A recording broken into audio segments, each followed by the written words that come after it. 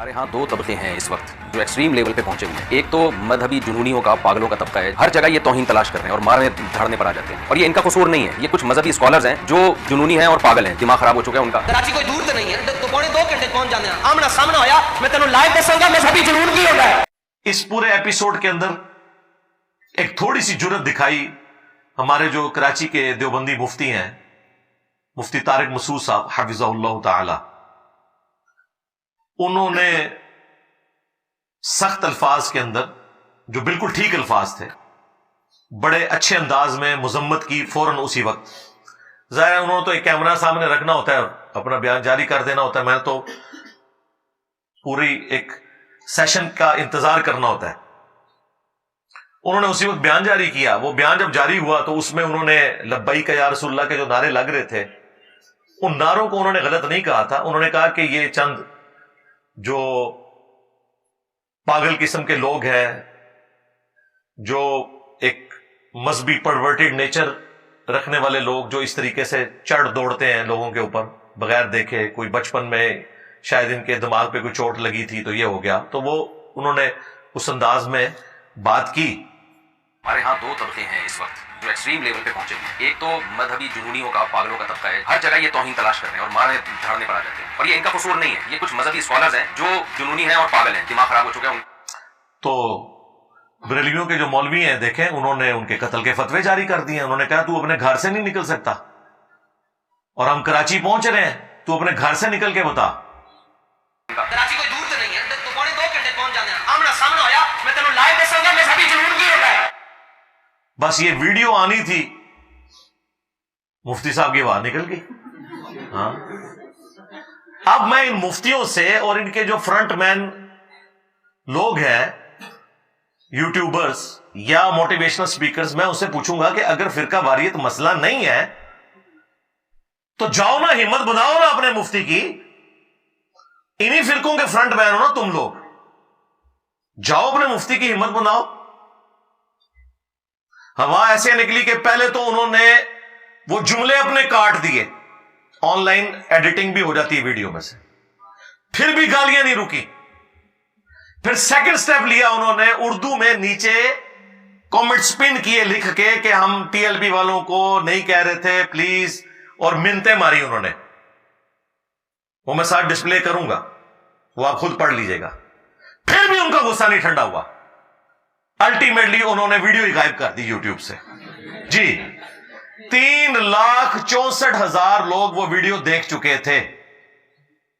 انہوں نے اس ویڈیو کو ان لسٹ کر دیا پبلکلی. اب وہ نظر نہیں آتی سوائے اس کے جس کے پاس اس وقت کا اگر کوئی لنک ہے، کیونکہ انہوں نے ان لسٹ کیا ہے.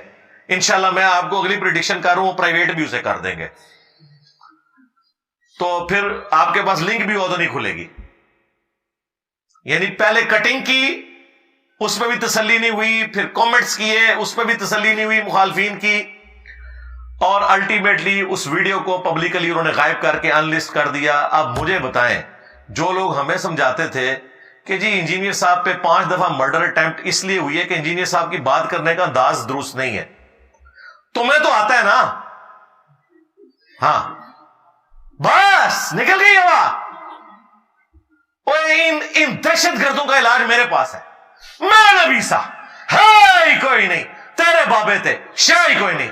نسے تو چشتی رسول اللہ پارٹی، شبلی رسول اللہ پارٹی، تھانوی رسول اللہ پارٹی، نسے تو تھوڑا کوئی لینا دینا نہیں ہے نہ ختم نبوت کی کاز کے ساتھ نہ دین کے ساتھ. ان کو اس طرح للکارے. یہ مجھ سے سہمے ہوئے کیوں ہیں؟ آپ سمجھتے ہیں نا میٹھے انداز میں. میں تو پہلے سے کہہ رہا تھا کہ مامو پارٹی تسی ذرا میٹھے انداز سمجھا کے دیکھ لو انہوں نے. میٹھے انداز میں کیا 2 جملے بولے ہیں، ویڈیو سے ہی بھاگ گئے، اپنی ویڈیو سے بھاگ گئے. بس یہ ہے جی ٹوٹل، یہ جرت ہے جی. اب مجھے بتائیں، اگر مجھے آ کے آپ کوئی سمجھانے کی کوشش کرے کہ انجینئر صاحب کا انداز درست نہیں ہے، انجینئر صاحب کو بات کرنے کا پتہ نہیں، اور مجھے ہی تو پتہ ہے کیسے بات کرنی ہے، کیسے دبکے ہوئے جائے، کیا تمکنت ہوتی تھی ان بریلویوں کی، چوراہوں کے اوپر کھڑے کر کے یہ وہابیوں کو، اہل حدیث کو، دیوبند کو گستاخ رسول کہتے تھے.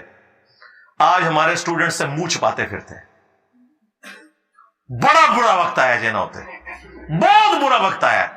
انہوں نے کبھی سوچا بھی نہیں تھا ہمارے ساتھ یہ ہوگا. क्योंकि इन्हें पता है कि जैसे ही सामना होगा तो वो जख्म फिर ये छीनना शुरू कर देगा। चिश्ती रसूलुल्लाह, शिबली रसूलुल्लाह, थानवी रसूलुल्लाह और बाकी जो इनके बुजुर्गों ने जो जो गुस्ताखियां की हैं,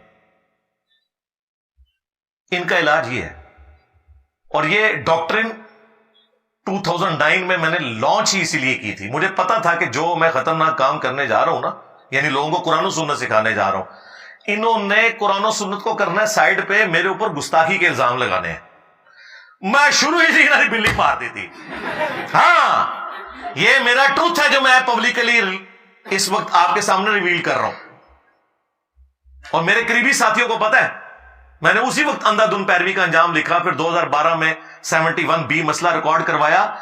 उसके पीछे पहला एम यह था कि इनकी बिल्ली में मार दो। यह दूसरा एम था कि आपको बताया जाए कि इनके बुजुर्गों ने क्या काम डाला। असल में मैं चाह रहा था कि मैंने एक शील्ड ऐसी कायम करनी है कि मेरे तक पहुंच ना सके। तो देखा कैसे नसे ने, हाँ अल्हम्दुलिल्लाह काबू आए ना कि नहीं। तो मेरे भाई, मैंने आप सारे उलमा को, मुफ्तियों को, मोटिवेशनल स्पीकर्स को रिक्वेस्ट किया है, खुदा के लिए आप लोग वीलॉग्स बनाया करें। हाँ, दही निकालने का सुन्नत तरीका, हाँ, केला रखने का सुन्नत तरीका, खीरा काटने का सुन्नत तरीका। हाँ, इसी तरीके से मुख्तलिफ मुल्कों में जाके वीलॉग्स बनाए। दीन का काम खुदा के लिए आप लोग छोड़ दें। अल्लाह के फजल से हम है ना, वैसे भी हमने कोई टॉपिक नहीं छोड़ा जिसके ऊपर बात नहीं की है, या तो फिर हमारी तरह बात करें, अदरवाइज ये मुनाफिकत छोड़ दें। आप लोग अपने 2-3 जुमलों का बार नहीं उठा सकते। और देखें, मैंने सारे फिरकों को ना सिर्फ उठाया है, पैसिफिक ओशन के अंदर फेंक दिया। सारे बुजुर्ग इन्होंने फेल हो गए।